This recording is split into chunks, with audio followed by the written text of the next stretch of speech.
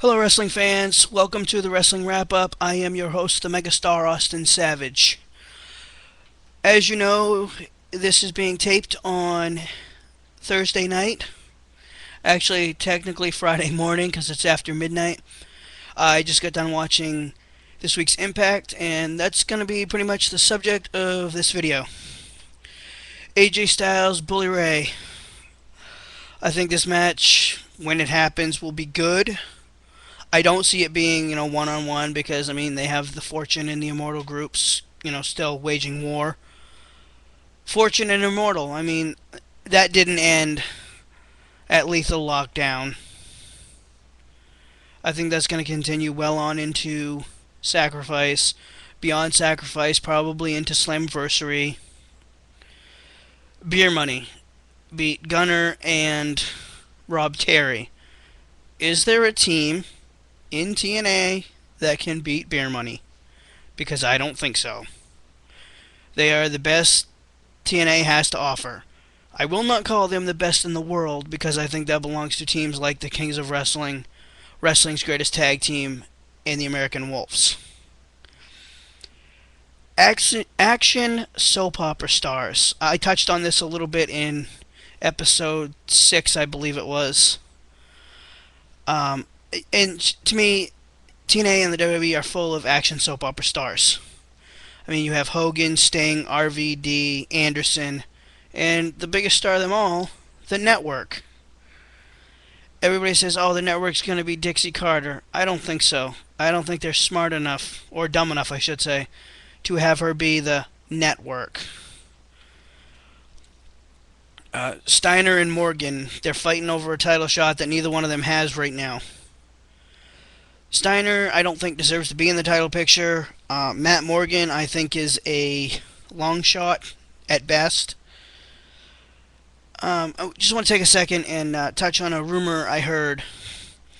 WrestleZone was reporting that another website was reporting that Jay Lethal has been released from TNA. I can see this as a positive and a negative if it's true. A positive because he can get out of the soap opera action star company and go back to ROH and be a wrestler, because Jay Lethal in the ring is a phenomenal wrestling talent.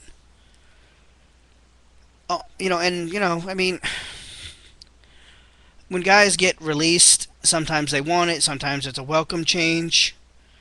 Maybe Jay Lethal just doesn't fit in TNA anymore. Much like Daniels when he was given his release. Now he's back, he fits into their plans.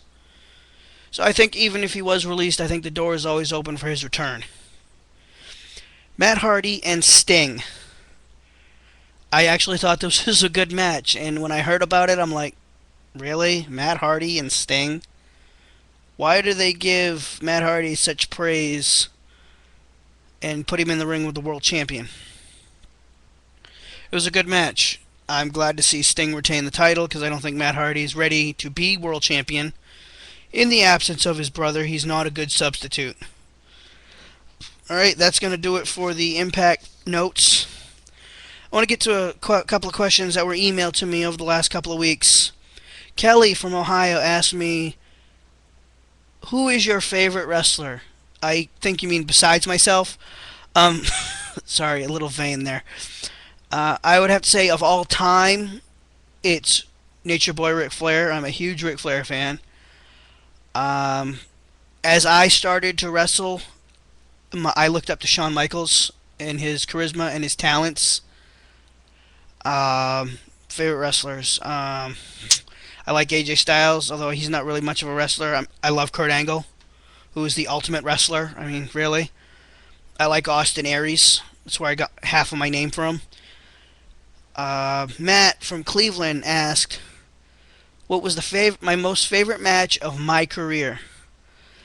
I would have to say it was an Iron Man match with a guy who went by the name of Nightwalker. We worked for 64 minutes. We ended up going into sudden death overtime. He beat me for the WCCWA Heavyweight Championship that night. And that would be my favorite match. It was one of my last matches, actually. James from Iowa asked, What has been your match of the year thus far in 2011? James, obviously, you apparently don't watch the show every week because I believe it was one of my first videos. I told everybody that Eddie Edwards, Christopher Daniels at Honor Takes Center Stage Night 1 was going to be the match of the year. So obviously, I think that's the match of the year. Pay attention to the show if you don't watch it every week. Maybe you should. Karen from Cali, by the way, that's cute. I like the way you wrote that. Asked if I could wrestle anyone, past or present, who would it be and why? Well, I'll answer that in a two-part question. Past, it would be Bob Backlund because the man was a phenomenal mat wrestler, and he was a wrestler. That was just it. He was a wrestler. Before Hulkamania shot wrestling into the mainstream, it was about wrestling and not the entertainment aspect. Bob Backlund was the champion of the wrestling era. I mean, prior to Hulkamania, and Bruno had a big, Bruno Sammartino, no disrespect, was great. But I would wrestle Bob Backlund, from a wrestler from the past.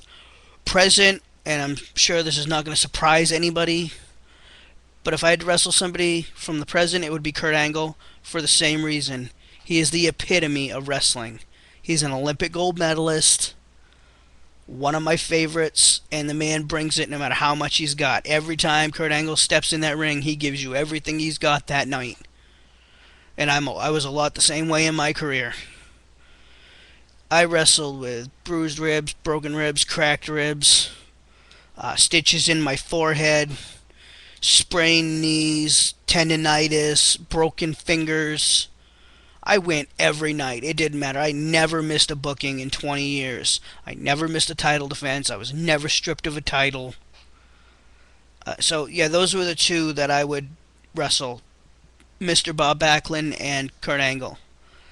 Well, that's pretty much all of the notes I have for this week. And just to get back to the action soap opera stars of today's sports entertainment, there's a place for that. And, WWE wants to be known as WWE and not World Wrestling Entertainment, which is good. I said this on a previous video. Vince, get out of the wrestling business because it's not about wrestling for you anymore. I read on WrestleZone.com that TNA is thinking about changing their name to Impact. Not TNA Wrestling Impact, just Impact. If Hogan and Bischoff want to go this route, that's fine. I just think financially it's a big risk because they'll have to change the titles and all of that stuff. Be sports entertainers, be action soap opera stars. If you don't want to be a wrestling company, don't be a wrestling company. But WWE should just shut down the wrestling aspect of their company because they're not a wrestling company. They haven't been for a long time. And TNA's starting to go that way, where they're not a wrestling company anymore. Yes, they only put on wrestling product, but they want to shy away from the word wrestling. Why is it such a dirty word? Really, I mean, and I'm going to take the sunglasses off because I'm pissed off. Why is wrestling such a dirty word to these people? Vince, wrestling made you millions of dollars. Okay?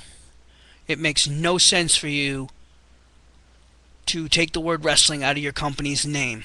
As far as TNA goes, to me that's a sinking ship, and I've been a TNA supporter since show 1. It makes no sense for you guys to take wrestling out of your name. You're wrestling companies. WWE can make you movies and do whatever the hell you want to do. You're a wrestling company. That's all I got to say about that. ROH is where wrestling truly lives. If you don't watch it, start watching it. If you want to see wrestling, go to an indie show, because those kids will bust their asses for you guys. WWE just wants your money. Alright guys, I am the megastar Austin Savage. This has been the Wrestling Wrap-Up.